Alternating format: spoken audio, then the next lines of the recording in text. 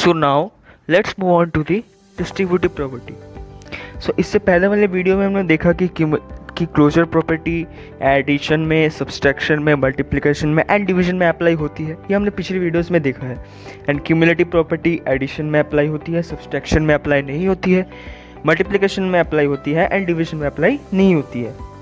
Associative property addition में apply होती है, सब्सट्रैक्शन में अप्लाई नहीं होती है, मल्टीप्लिकेशन में अप्लाई होती है एंड डिवीजन में अप्लाई नहीं होती है। ये हमने पिछली वीडियोस में देखा है। तो आज हम जो प्रॉपर्टी समझने जा रहे हैं वो है डिस्ट्रीब्यूटिव प्रॉपर्टी। सो इससे पहले कि मैं डिस्ट्रीब्यूटिव प्रॉपर्टी को समझाऊँ, एक एग्जांपल देते हैं। सपोज करो कोई इक्वेशन है, जैसे कि आपने पिछले स्टैंडर्ड्स में पढ़ा होगा इक्वेशंस। मान लो 4x + 6। सो इसको सॉल्व कैसे करते हैं? 4 को पहले इससे मल्टीप्लाई करते हैं, प्लस 4 को फिर सेकंड वाले नंबर से मल्टीप्लाई करते हैं। तो इसका रिजल्ट क्या आ जाएगा? 4x + 4 × 6 24। तो ये अपने पिछले क्लासेस में पढ़ा है। तो डिस्ट्रीब्यूटिव प्रॉपर्टी में सेम प्रिंसिपल अप्लाई होती है।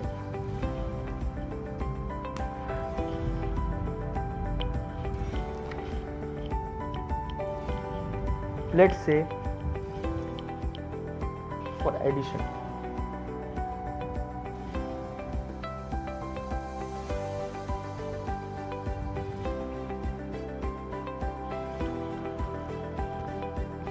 let's suppose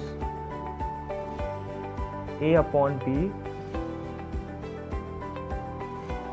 multiplied by c upon d plus e upon f। सो मैंने बोर्ड में क्या लिखा? a upon b whole multiplied by c upon d plus e upon f। So इसको हम लोग कैसे सॉल्व करेंगे? a अपॉन b, पिछले वाले जो एग्जांपल है वैसे ही हम लोग करेंगे इसको। a upon b multiplied by c upon d plus a divided by b multiplied by e upon f। a upon b multiplied by c upon d plus a upon b multiplied by e upon f। तो हमने क्या देखा? Distributive property addition में apply होती है।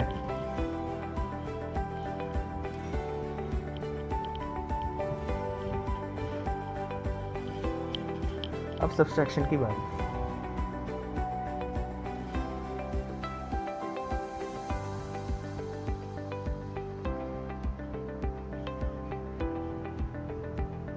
Same equation a upon b whole divided by c upon d। पिछले वाले addition में क्या किया था?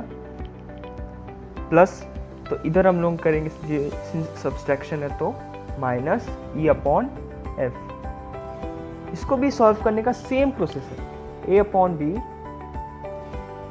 Multiplied by c upon d minus a upon b multiplied by e upon f।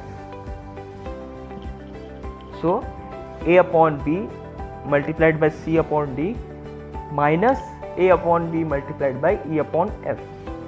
तो हमने क्या देखा? डिस्ट्रीब्यूटिव प्रॉपर्टी एडिशन में भी अप्लाई करती है एंड सब्सट्रैक्शन में भी अप्लाई करती है। So these properties were completed।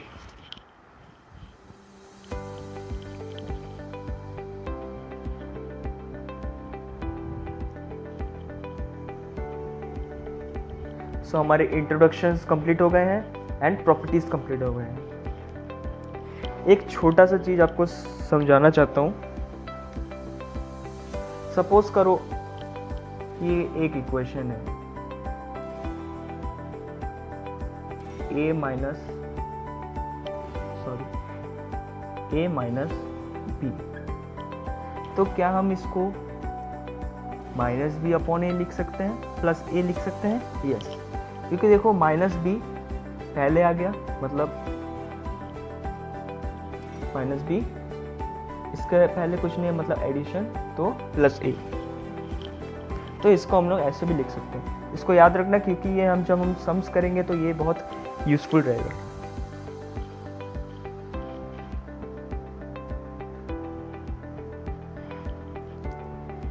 सो अब आते हैं एडिटिव एंड मल्टीप्लिकेटिव इन्वर्स में। फर्स्ट पढ़ेंगे हम लोग एडिटिव इन्वर्स।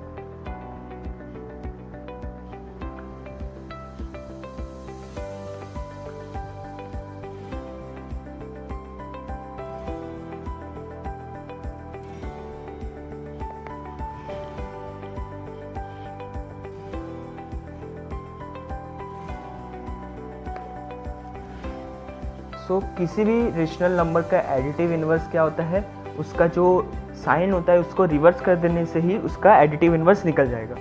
जैसे कि सपोज करो -2/5 है, इसके पहले कौन सा साइन है, माइनस है, इसका ऑपोजिट क्या होगा, plus. So it's additive inverse will be 2/5। सो बहुत सिंपल सी बात है कि यहाँ मान लो अगर 2/5 अगर 3/5 भी रहता, इसका पहले कुछ नहीं है मतलब एडिशन, इसका ऑपोजिट क्या हो जाएगा, -3/5। सो 3/5 का एडिटिव इन्वर्स हो जाएगा -3/5। So additive inverse is all about this only.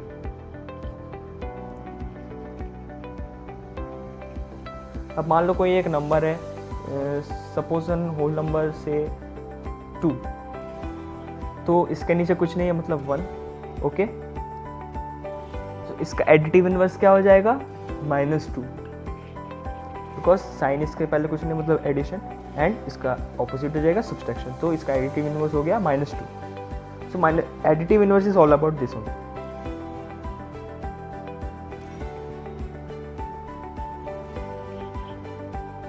So अब मल्टीप्लिकेटिव इन्वर्स क्या होता है,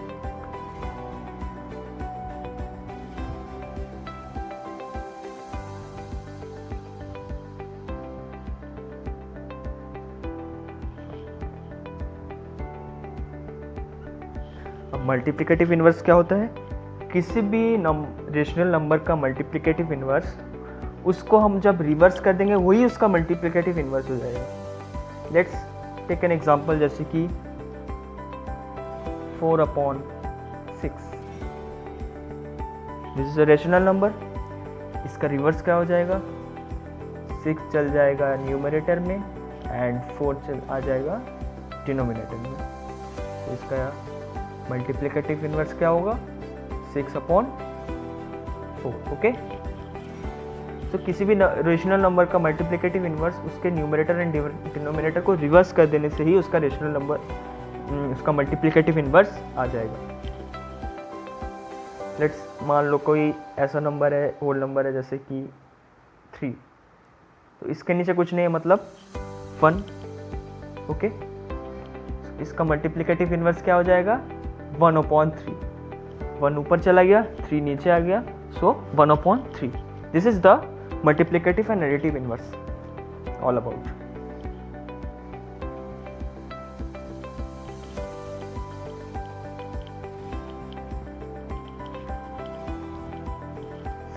सो मैं आपको कुछ सम्स करवाने जा रहा हूँ अभी।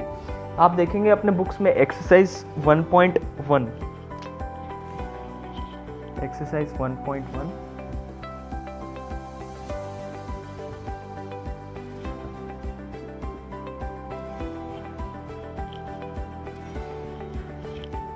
ये हमारा additive and multiplicative inverse complete, okay. So exercise 1.1, first I will be doing one sum in the board and the rest one will be your homework.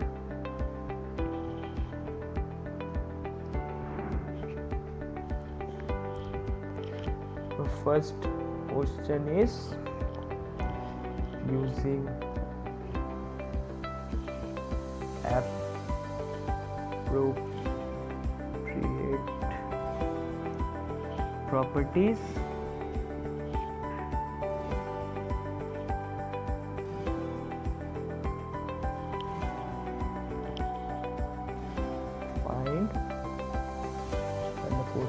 starts.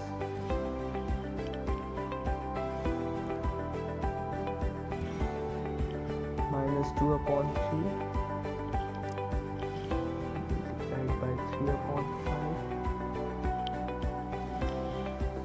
plus 5/2 minus 3/5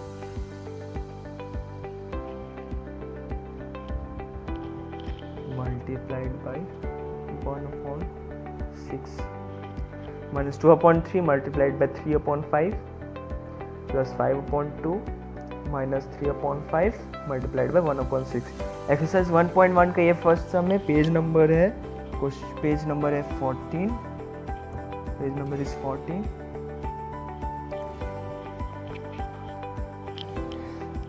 so before starting any sum, पहले आप question को properly पढ़ेंगे। पहले once you get the question paper, बहुत सारे students क्या करते हैं कि क्वेश्चन पेपर को ठीक से पढ़ते नहीं है, वो डायरेक्ट की सम्स को करने शुरू कर देते हैं। तो नो, आप सिली मिस्टेक्स हो सकते हैं क्वेश्चन पे। आप पहले क्वेश्चन को पूरी तरह से पढ़िए, उसके बाद उसको सॉल्व करने की कोशिश कीजिए। सो यहाँ हम देखते हैं, इसको सॉल्व करने की कोशिश करते हैं। सो इसको सॉल्व करने का सिंपल टेक्निक यही है कि -2/3 इंटू 3/5 प्लस 5/2 माइनस 3/5 इंटू 1/6। पहले हम लोग देखेंगे कि कौन सा फ्रैक्शन कॉमन है यहाँ पे। तो कौन सा फ्रैक्शन यहाँ कॉमन दिख रहा है? -3/5।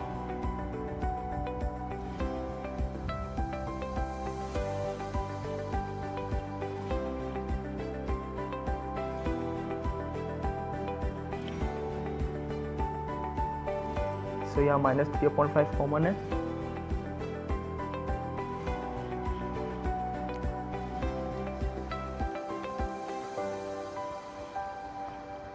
सो इसको सॉल्व करने का टेक्निक बहुत सिंपल है कि पहले हम लोग इसका पेयर कर लेंगे। हम लोग कॉम्बिनेटिव प्रॉपर्टी में क्या पढ़ा था, आपको याद होगा कि अगर हम एडिशन में अगर हम a/b प्लस c/d को अगर हम c/d प्लस a/b करते हैं तो ये सेम होगा। am I right? तो ये एडिशन में कम्युनिटी प्रॉपर्टी अप्लाई होती है। एट द सेम टाइम हमने ये भी देखा था कि मल्टीप्लिकेशन में अगर हम a/b multiplied by c/d is equals to c/d multiplied by a/b।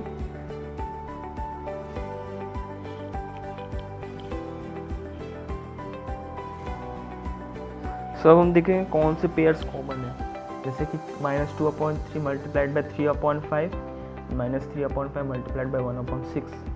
ये दोनों पेयर्स कॉमन है।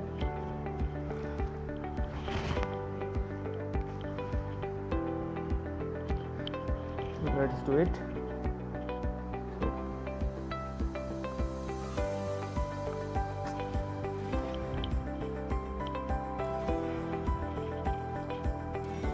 -2/3 मल्टीप्लाइड बाय 3/5। इसको हम लोग पहले लिख सकते हैं, सिंस इधर माइनस साइन है तो -3/5 मल्टीप्लाइड बाय 1/6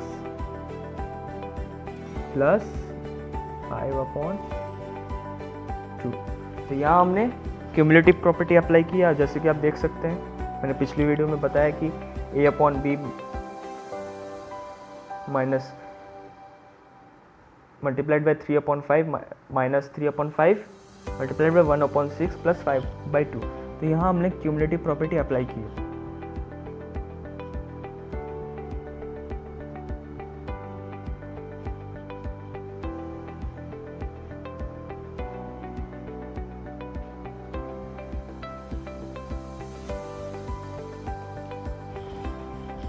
तो यहाँ कॉमन क्या है? 3/5 कॉमन है, यहाँ भी 3/5 कॉमन है, तो 3/5 को हम लोग कॉमन ले सकते हैं। तो 3/5 एंड यहाँ 3/5 multiplied by 2/3 and 3/5 multiplied by 1/6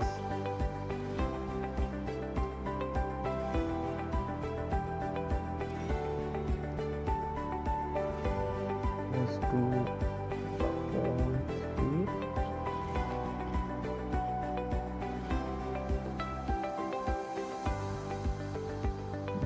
1/6। 1/6 क्यों लिया मैंने, क्योंकि 3/5 इंटू 1/6 मीन्स 6 5 30 इंटू -3।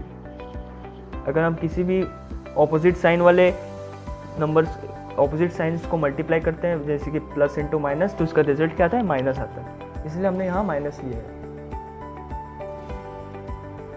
तो ये दोनों कॉमन हो गए एंड प्लस 5/2।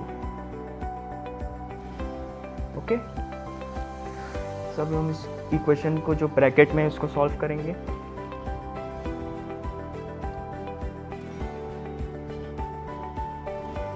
सो इसको हम लोग कैसे सॉल्व करेंगे, पहले इसका एलसीएम लेंगे। एलसीएम लेने का सिंपल टेक्निक क्या है, 3 6। एलसीएम कैसे करते हैं, 3 के टेबल में ये दोनों आता है, 3 1 से 3, 3 2 जा 6, तो इसका लोएस्ट कॉमन मल्टीपल निकल गया। एलसीएम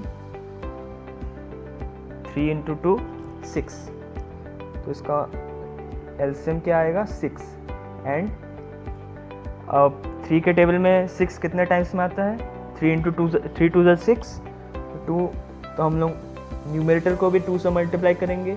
आपने पिछले क्लासेस में किया होगा कैसे करते हैं हम लोग।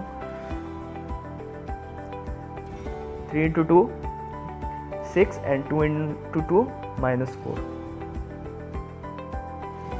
एंड 6 का टेबल में 6 कितने टाइम्स में आता है, 1 टाइम्स में आता है।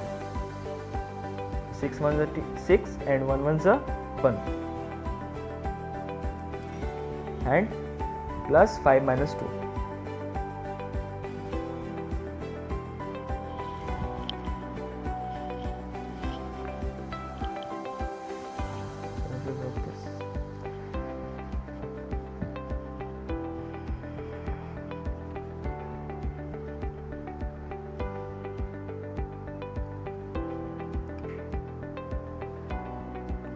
Since the space was a bit short, so I am doing this in right here. So 3/5 इसको सिंपलेस्ट फॉर्म में करेंगे,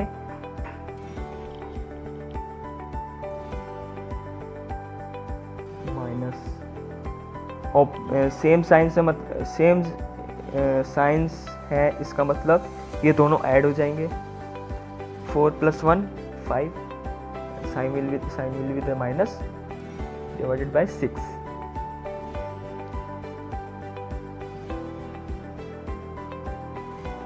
(5/2).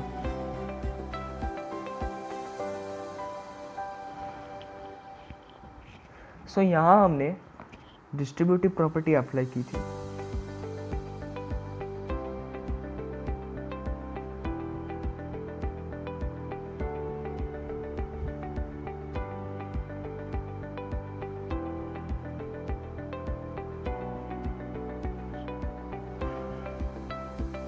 बिकॉज यहाँ हमने पेयर्स बना लिया था, डिस्ट्रीब्यूट किया था कि 3 इंटू 5 को कॉमन लिया, फिर -2/3, लेकिन 3 इंटू 5 इंटू 2/3 इसको हम लोग ऐसे भी लिख सकते हैं।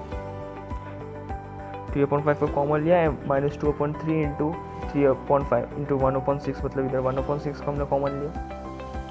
सो यहाँ हमने डिस्ट्रीब्यूटिव प्रॉपर्टी अप्लाई की थी। नाउ कम हियर, देखो यहाँ पर 3/5 माइनस 5/6, इसको हमने यहाँ से सिंप्लीफाई किया था, इंटू 5/2। सो अब इसको हम लोग सिंप्लीफाई करेंगे। यहाँ ब्रैकेट है, मतलब ये मल्टीप्लिकेशन है, मीन्स 3 1 जा 3, 3 2 जा 6, and here 5 5 will be cancelled, what is remaining 1।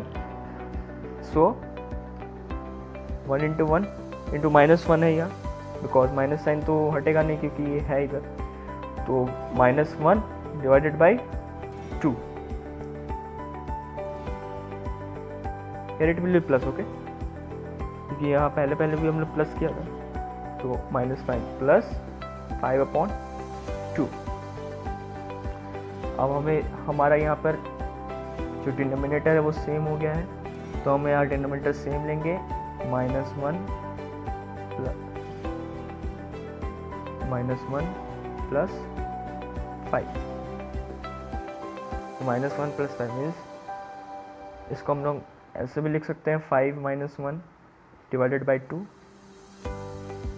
इसका आंसर क्या आएगा, 4/2 और हम जब इसको सिंप्लीफाई करेंगे तो 2 के टेबल में 4 कितने टाइम्स में आता है? 2 टाइम्स में, सो 2 2 ज़ा 4, so your answer will be 2। सो ये था हमारा फर्स्ट क्वेश्चन का फर्स्ट पार्ट, जो कि यहाँ पे सॉल्व हो चुका है। Answer will be 2। पहले हमने यहाँ पर इन पेयर्स को अरेंज किया, मीन्स -2/3 इंटू 3/5 -3/5 इंटू 1/6, मीन्स यहाँ पर 3/5 जो भी फ्रैक्शन सेम कॉमन रहेगा उसको हम लोग पहले लेंगे, उसको हम लोग एक साथ मीन्स लिखेंगे। तो -2/3 इंटू 3/5 -3/5 इंटू 1/6 प्लस 5/2 को हमने लास्ट में लिखा। तो यहाँ हमने कौन सा प्रॉपर्टी अप्लाई किया है? Cumulative property. अब इसको हम लोग 3/5 को कॉमन ले लिए हैं, 3/5 कॉमन एंड -2/3 माइनस 1/6 क्योंकि हमने 3/5 को कॉमन लिया इसलिए हमने 1/6 भी -1/6 भी लिख सकते हैं, प्लस 5/2। फिर यहाँ क्या किया? -3/5 इसको हमने सिंप्लीफाई किया, -4 -1 मीन्स इसका हमने एलसीएम लिया जो कि दिखाया गया था। इसका एलसीएम क्या था? 6, 3 2 ज़ा 6, 2 टाइम्स में 3 के टेबल में 2 टाइम्स में 6 आता है, तो 3 2 ज़ा 6 and numerator will also be multiplied by 2, so 2 into 2 4 -4, so and 6 के टेबल में 1 कितने टाइम्स में आता है? 1 टाइम्स में, तो 6 into 1 6 and here also multiplied by 1, so the result will be 1, so -4 -1 divided by 6 and plus बाहर में 5/2। इसको हमने फिर इधर सिंपलेस्ट फॉर्म में लिखा, -3/5 इंटू, यहाँ पर कुछ नहीं है, ब्रैकेट के इधर कुछ नहीं है, मतलब मल्टीप्लाई, -5 डिवाइडेड बाई 6 प्लस 5/2 और इसको फिर हमने सिंप्लीफाई किया, 3 2 ज़ा 6, 5 और 5 cancel, means remaining will be 1, so -1 divided by 2 plus जो बचा था 5/2। तो फिर हमने इसको सिंप्लीफाई किया, -1 प्लस 5 डिवाइडेड बाई 2 एंड इसको हम लोग ऐसे भी लिख सकते हैं क्योंकि 5 के पहले कुछ नहीं है, मतलब ये एडिशन का साइन है। -1 डिवाइडेड बाई 2 इक्वल्स 4/2, जिसको हम लोग सिंप्लीफाई करेंगे तो जो रिमेनिंग रिजल्ट आएगा वो है 2, which is our answer.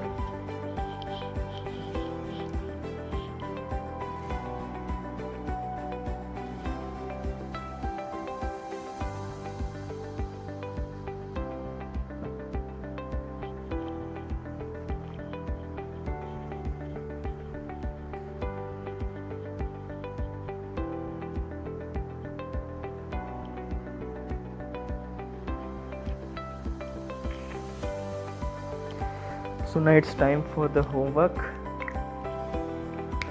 You see, मैंने तो फर्स्ट क्वेश्चन यहाँ करवा दिया है.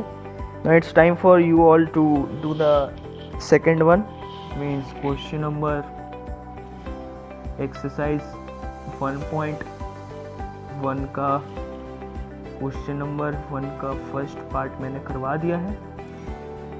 Your homework will be the second part. Okay. Page number is mentioned here.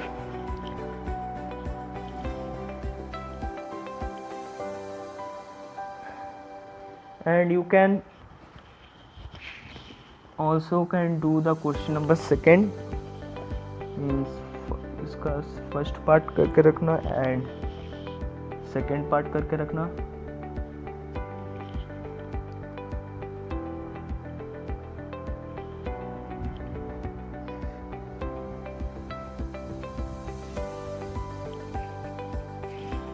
Okay, that's all. So try to do these sums on your home. This is your homework. So हमने अब तक क्या discuss किया है? Introduction हो गया हमारा, properties हो गया. प्रॉपर्टीज़ कितने तरह के हैं? Cumulative closure property, cumulative property, associative properties and distributive properties. फिर हमने एडिटिव एंड मल्टीप्लिकेटिव इन्वर्स सीखा. एडिटिव इन्वर्स क्या होता है? उसका जब जी किसी भी रेशनल नंबर का जब हम लोग साइन चेंज कर देते हैं तो वही उसका एडिटिव इन्वर्स हो जाता है. एंड जो भी मल्टीप्लिकेटिव इन्वर्स क्या होता है? जो रेशनल नंबर है उसका जब रिवर्स हो जाता है मीन्स न्यूमरेटर जब डिनोमिनेटर की जगह चल जाता है एंड जब डिनोमिनेटर न्यूमरेटर की जगह चल जाता है वो उसका मल्टीप्लिकेटिव इनवर्स होता है. So try to do this at your home, and in the next video I will be showing you about the rational numbers between on the number line, and the rational numbers will be between two rational numbers. Means दो rational numbers के बीच में हम एक rational numbers कैसे निकालते हैं. So try to do this all on your home, and वो 2 topics होने के बाद हमारा चैप्टर कंप्लीट हो जाएगा. So at last I would say कि आप जितना हो सके मैथ्स को घर में प्रैक्टिस कीजिए और इसको एज अ फन वे लीजिए. ऐसा नहीं कि प्रेशर है तो हमें ये करना ही पड़ेगा, तो ऐसा कुछ नहीं है. आप इसको गुड वे में अगर लेंगे तो देखना आप मज़े मज़े में मैथ्स सीख जाओगे अच्छे से. Okay, so that's all for today. Take care, stay safe. Thank you all.